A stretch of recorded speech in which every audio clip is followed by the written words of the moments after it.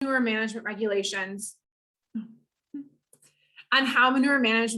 regulations are improving surface water quality in Wisconsin, and then really dig down into that and look at which of those regulations are having the most effect in terms of lowering pollution levels.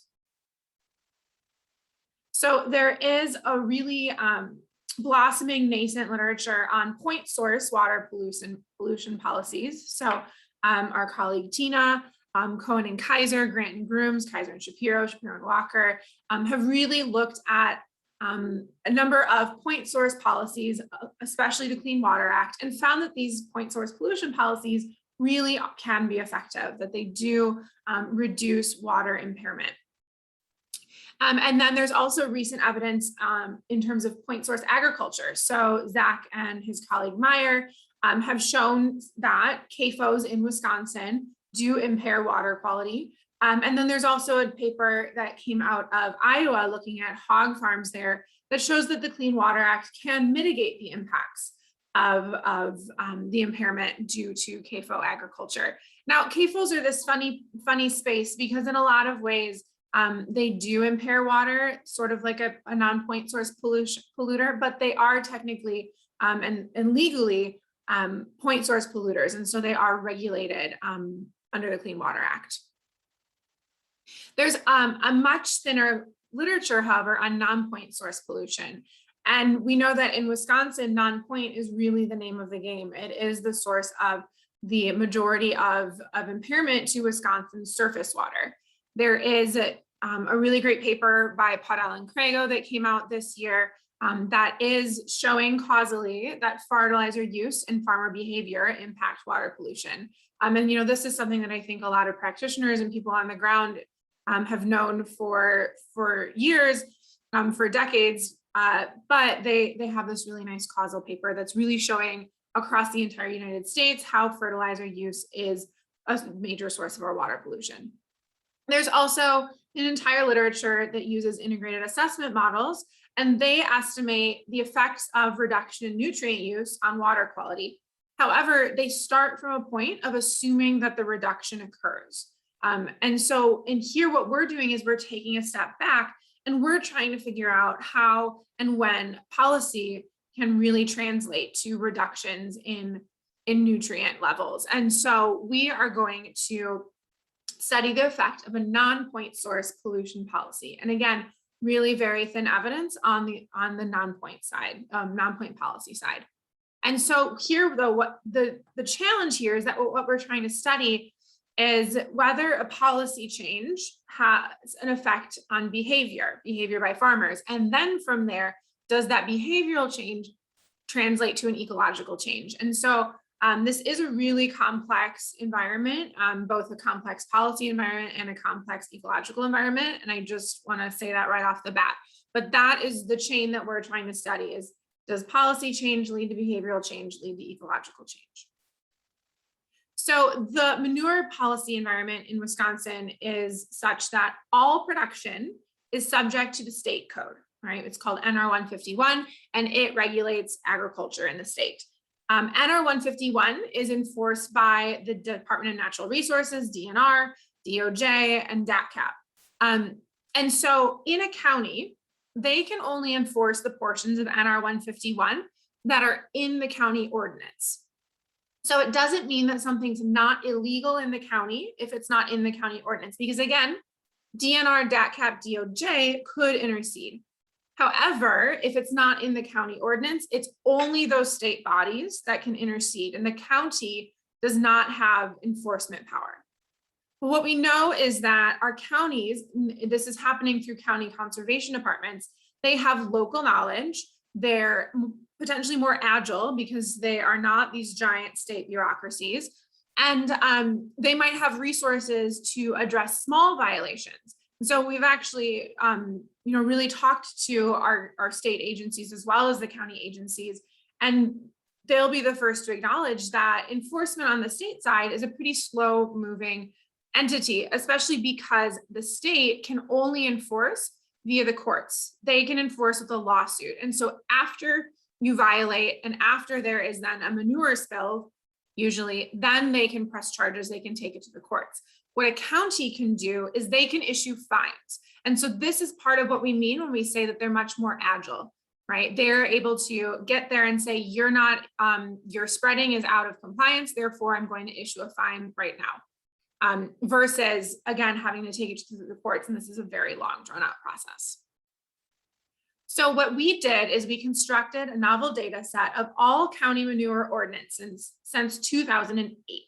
We're really going to focus on the period from 2010 to 2020 because the latest NR 151, again, that state code update was in 2010. So we're holding our state level laws fixed and focusing on changes in county level regulation. And like I said, this was developed in collaboration with our county conservation departments and with the state agencies, both on the front end, and then we've been talking through the results with them. And what we did is we documented and quantified more than 40 characteristics in the ordinances. And we looked at storage construction permitting requirements. We looked at the cost of permits and fines. And then what we're really focusing on here is regulations around manure spreading standards and prohibitions.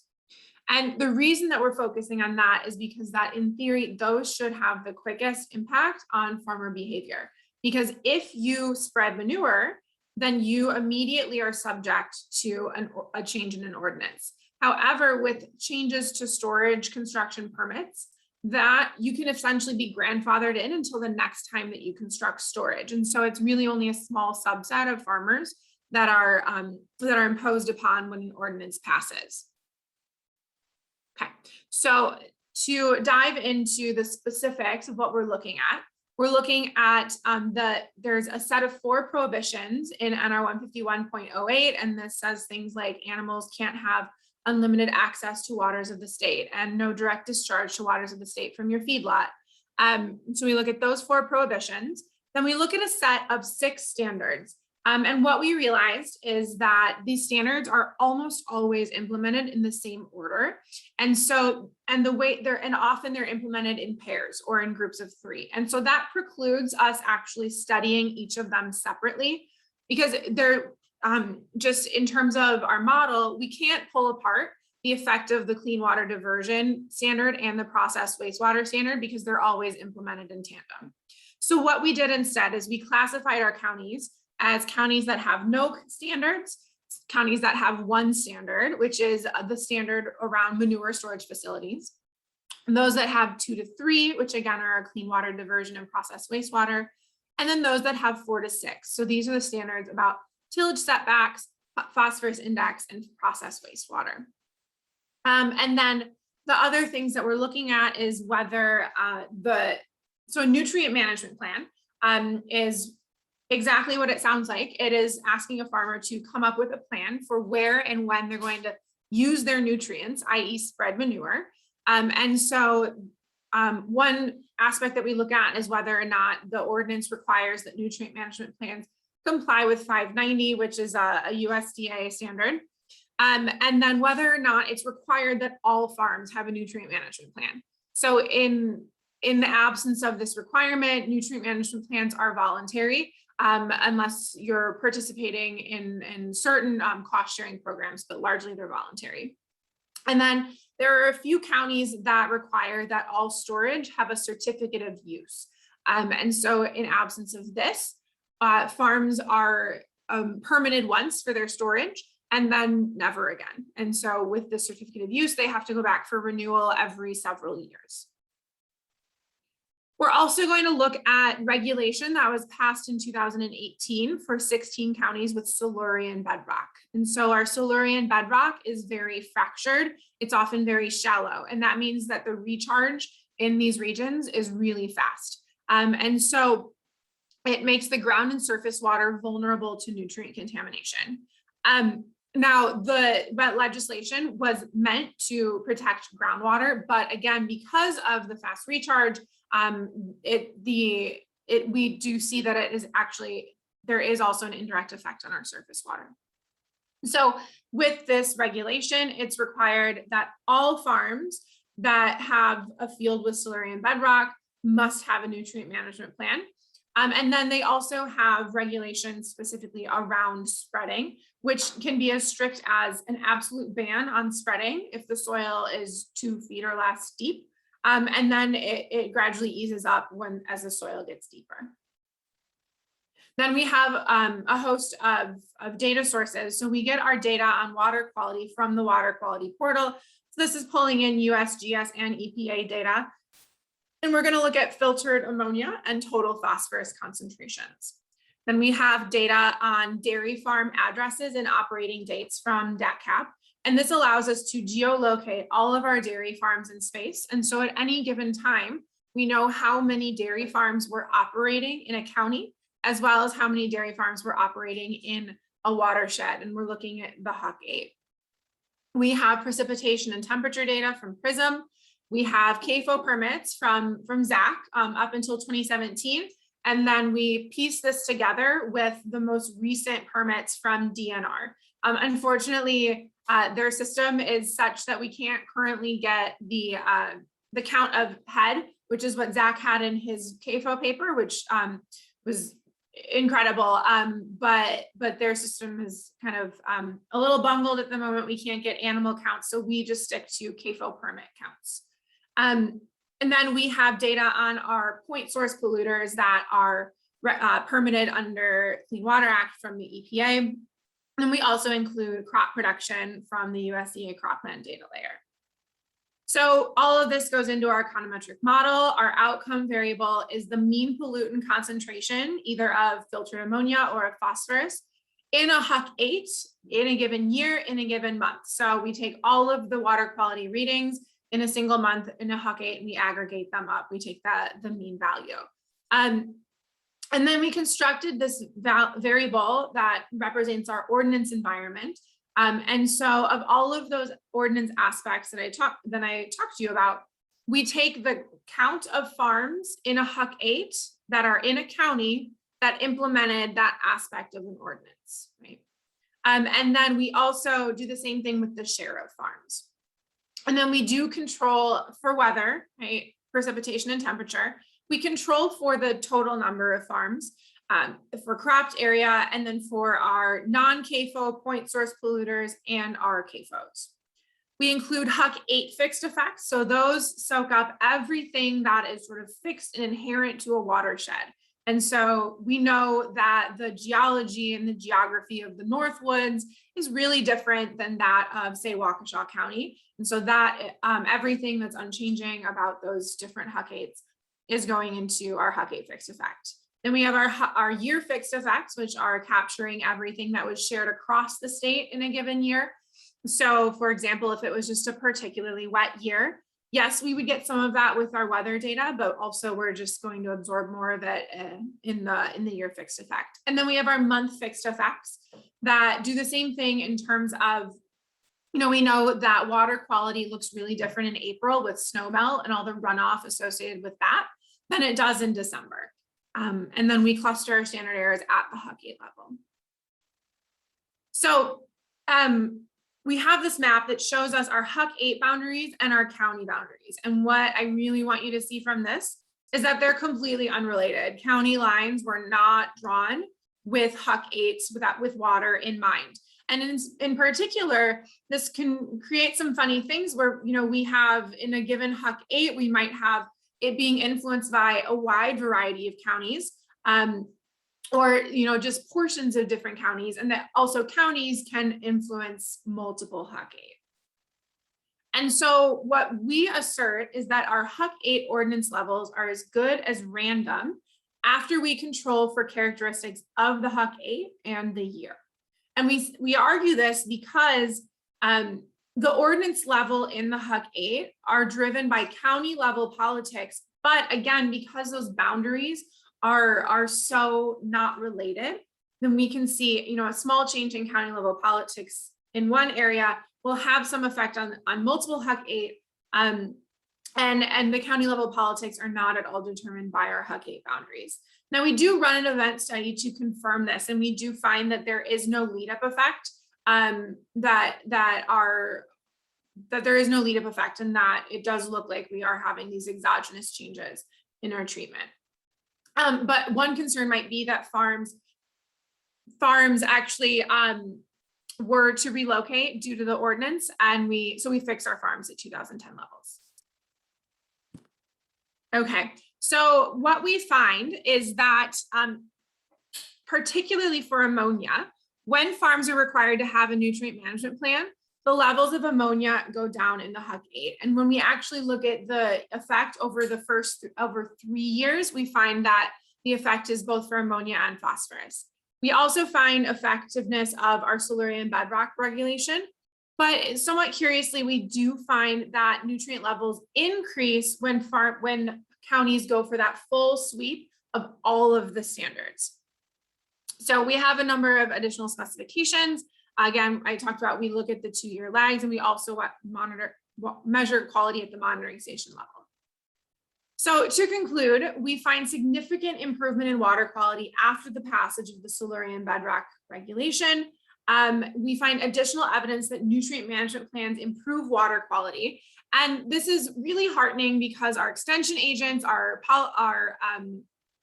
water quality practitioners have been advocating for nutrient management plans for a long time. One thing to understand is that they really required testing of soil, and in some cases of manure.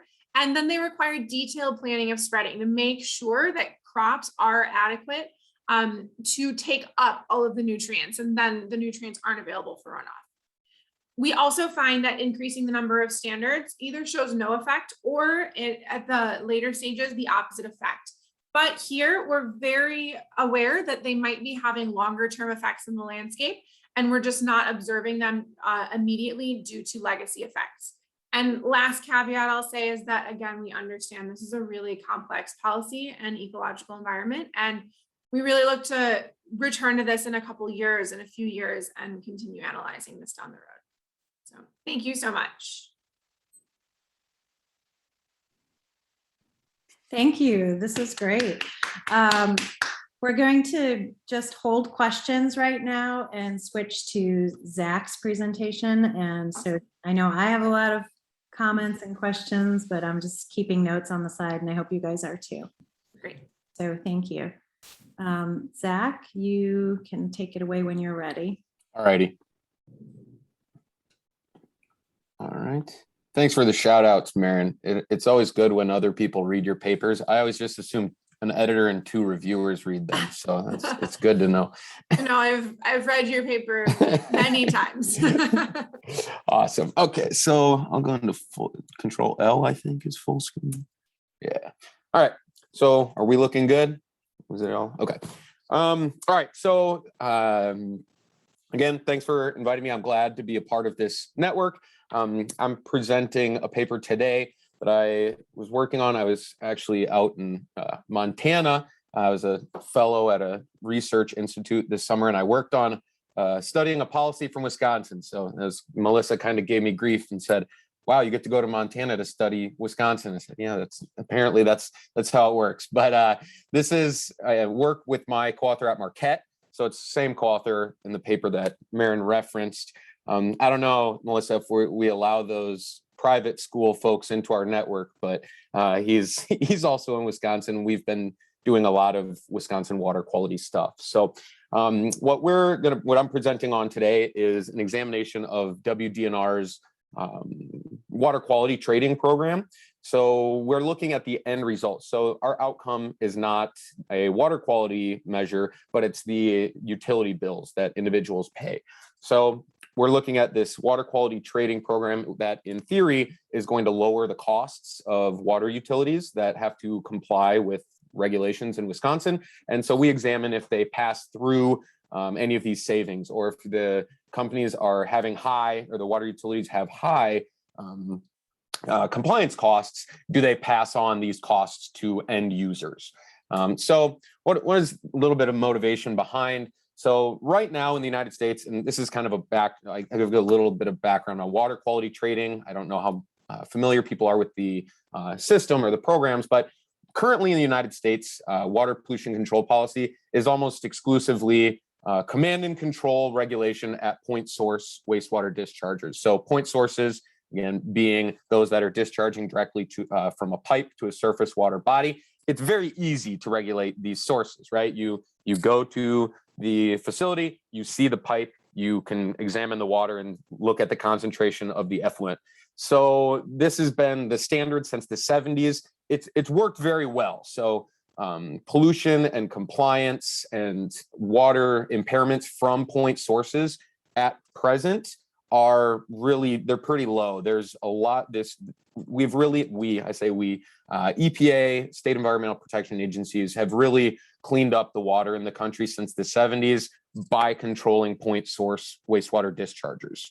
However, in current times, though, the marginal costs now of additional wastewater abatement at these sources are pretty low. So when you're looking at point source dischargers, now to get additional improvements in the concentration in their effluent, we have to keep installing more and more prohibitively expensive abatement technology. So those marginal benefits of each dollar spent controlling emissions at the point sources, they're very low compared to their marginal benefits. So what a lot of environmental organizations have been pushing for, EPA included, is, well, what's the problem? You know, Marin said it very clearly. The problem are these non-point sources. So they're the largest contributors to surface water impairments in Wisconsin and especially in the US.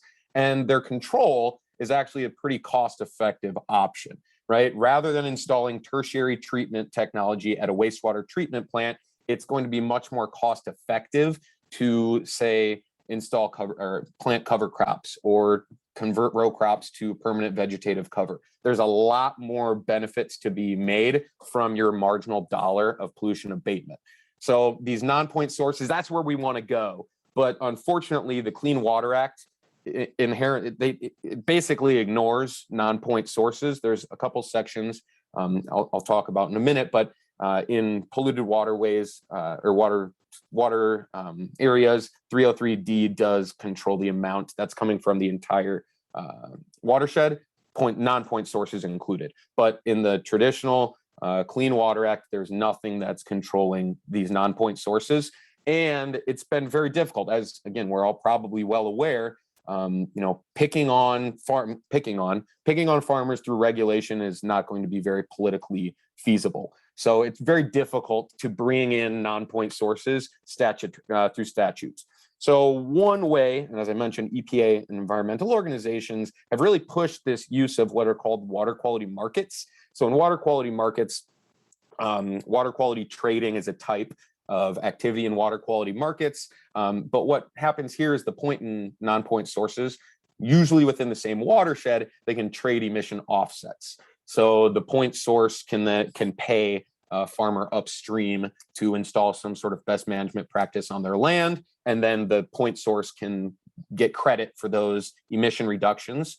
And what we see is these offset costs. So in order to pay a farmer to, again, let's just say plant cover crops, it's going to be a heck of a lot cheaper to get the same amount of reductions in total pollutant loadings for that point source than it would be to install a tertiary filtration system at the point source. So water quality markets are, they're great in theory, and EPA and different agencies have been pushing them recently. So what we do in this paper is we examine WDNR's water quality trading program. And then, as I mentioned, on the last slide, I'll say eventually we'd like to look at water quality impacts. But for this first analysis, where there's a lot of after the fact data, we're looking at its effect on water utility users in the form of their utility bills. So what we find when we go through all these plans, there's a little over 60 water quality trading agreements in place in the state right now. And what we find is that for those that comply with the law via water quality trading, instead of installing this tertiary treatment technology, it saves about $17.5 million per year. So absolutely, it's a cost-effective program. And then what we end up finding is that when you're a municipal water utility that is subject to Wisconsin's laws, and I'll discuss the laws in a minute, but when you comply via treatment technology upgrade, so as I mentioned, one way to comply is to install very expensive tertiary filtration systems compared to those utilities that actually engage in water quality trading with land users in the watershed. The utility bills are about 6% higher for those utilities that use a technology upgrade. And then so this represents about 22% of the differential costs. So this is what we're calling the pass-through, the total pass-through. The utility is passing through 22% of the additional compliance costs onto the end user when they're installing the abatement technology. So we do find that it's absolutely a cost-effective way of complying with the clean water rules in Wisconsin, and it does affect the end user as well. So just a little bit of background. Again, I'm sure most of you probably know the idea of water quality trading, but this is a program, and it's an idea. It's what economists call more market-based environmental regulations. So the point sources, as I mentioned, they have very high marginal costs of pollution abatement. So in order to get, just say, a little bit lower on the effluent concentration at the point source, it's going to cost a lot of money to get just a little bit better, right? So I would have to install, if I'm a wastewater treatment plant, I'd have to install a tertiary filtration system just to get a small improvement in my pollutant loadings that I'm emitting.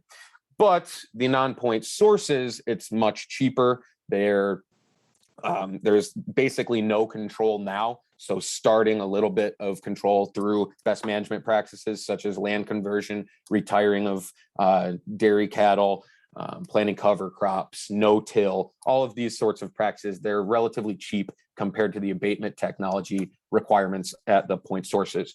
So they can pay. So the point source can say, I am going to pay you some amount in order to decrease your emissions, then I'll get credit for them in my Clean Water Act permit. So in theory, the end of the day, it's going to be a better reduction in water pollutant loadings or even more at a much lower cost. And then our empirical question then is, well, if there's much lower costs, is that also going to affect the end user? So in the United States, and Melissa, you've written about this as well, there's very, very few trades that actually occur in the US. So as wonderful as these programs sound, right, it seems like low-hanging fruit, but there's very, very few of these trades that occur in the United States. So there's really not many papers in this realm.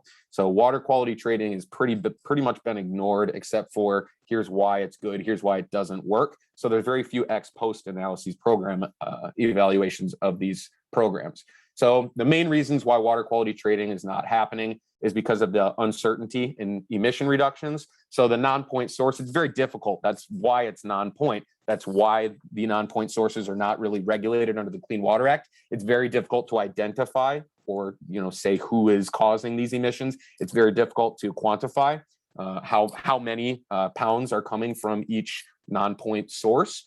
And then it's also very difficult then to consider how many pounds are reduced. So if I install cover crops, it's very difficult. It's very uncertain how many pounds I'm reducing my pollutant loadings to. There's also very high transaction costs. So the idea or the actual trade occurring, me as a point source, I need to do my research. I need to go around the watershed and I need to identify all of these non-point sources. The non-point sources, typically there's only one point source in the watershed. So the markets are thin. This really, really drives up the transaction costs in these markets. So they don't happen very often. And then in the United States, it's relatively cheap to emit to a certain level that's required by the Clean Water Act, especially for nutrients. So most wastewater treatment plants have at least secondary abatement equipment so they can meet the limits that they're facing. So they say, okay, we're already doing good with the technology. There's no reason. So this final point, in most of the cases, the marginal abatement costs for the point source are much less than the marginal abatement costs if they were to partake in water quality trading and deal with all of those transaction costs. So it's just business as usual, the command and control. Most plants can stay in compliance. So there's not a lot of water quality trading that's actually occurring. But in Wisconsin, and in this group, I probably don't need to say why Wisconsin. When I present at other places, people want to say, well, why are you studying Wisconsin? Who cares? Obviously, we all care. But in 2010, Wisconsin passed the most strict phosphorus standards in the country. And what happened was these limits of 1 milligram per liter for most of the point sources, they dropped to what is called a water quality based effluent limit, and that's 0.075. So now this is very, very difficult. Before, plants were basically complying with secondary treatment, the costs weren't that high. There were no need to go looking for water quality trading. After 2010, these very, very strict limits, you had to install tertiary treatment technology in order to comply. So now these marginal abatement costs that before were not very high, now they went way up. So the marginal abatement costs to meet these limits are way higher. So now even with the transaction costs, the marginal abatement costs of water quality trading, they are now in comparison a lot less than installing the technology. So Wisconsin sort of pushed the envelope. In most other states, this isn't an issue, but in Wisconsin, now their limits are so tight, water quality trading looked much more attractive, even if the transaction costs were very high and the markets were very thin. So for the data, and I'm not going to get too much into the analysis, but we from WDNR, so I'm working with WDNR on this project. They gave us all of the compliance alternatives and water quality trading plans for all the facilities in the state that are subject to this water quality based effluent limit of 0.075 milligrams per liter for total phosphorus. So we poured through all of those and basically quantified the information. So what types of best management practices were implemented, the trading costs, the cost of technology, all of that good stuff. And then we matched those data with water utility billing rates from the Wisconsin Public Service Commission. And here again, why Wisconsin is so awesome.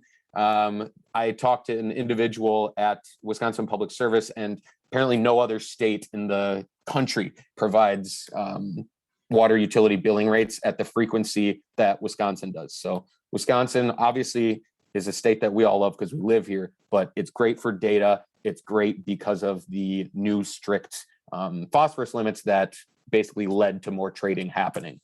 So quick methodology, our sample then are those water utilities that faced a water quality based effluent limit. So these are the more impaired water bodies. And then they have a compliance option date then between 2007 and 2019. So a compliance option date after 2010, you had basically 2 to 3 Clean Water Act permit terms in order to meet this water quality based effluent limit.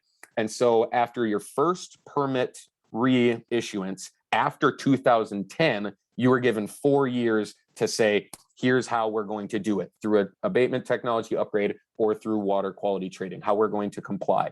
So if that date, so 4 years after the first reissuance after 2010, if that happened, thanks, 1 minute warning, if that happened after between 2017 and 2019, you're in our sample. And we look at the what's called a difference in differences estimation to get this causal effect. And our treatment group then are those water utilities that comply via tertiary treatment technology. And then our control are those groups that comply via water quality trading. So our estimate, our coefficient is going to be that differential. So we are looking strictly at that subset of facilities that need to comply with a water quality based effluent limit. And so our coefficient is going to be the difference in pass through between these two types of facilities. And so our results, so just the event study, as Marin was suggesting, if you look at the pre-trends, there's no effect. So we know that what we're identifying is going to be this causal effect. It's not going to be a difference between the two groups before the policy went into effect. But what we see is right away in the first year, there's that increase in real water utility billing rates. And I think the reason that it goes down, there's not a decrease, but we look at real. So there's a one-time spike right away. And then the wastewater treatment plants continue on with the same billing rates. So what I've said, water quality trading programs, economists love them, EPA love them. There's a lot of promise, but very few successes. So studies such as ours are extremely rare because there's just no data. And so what we find is that the Wisconsin water quality trading program significantly benefits end users. And so a policy implication as well, this is a pretty big deal. So we can actually help end users through water quality trading. We really need to minimize those transaction costs. For example, by setting up a third-party trading clearinghouse that can actually administer the trades rather than relying on the point sources themselves. And then, as I mentioned, next step is water quality. So thanks. All right, thank you. That was great.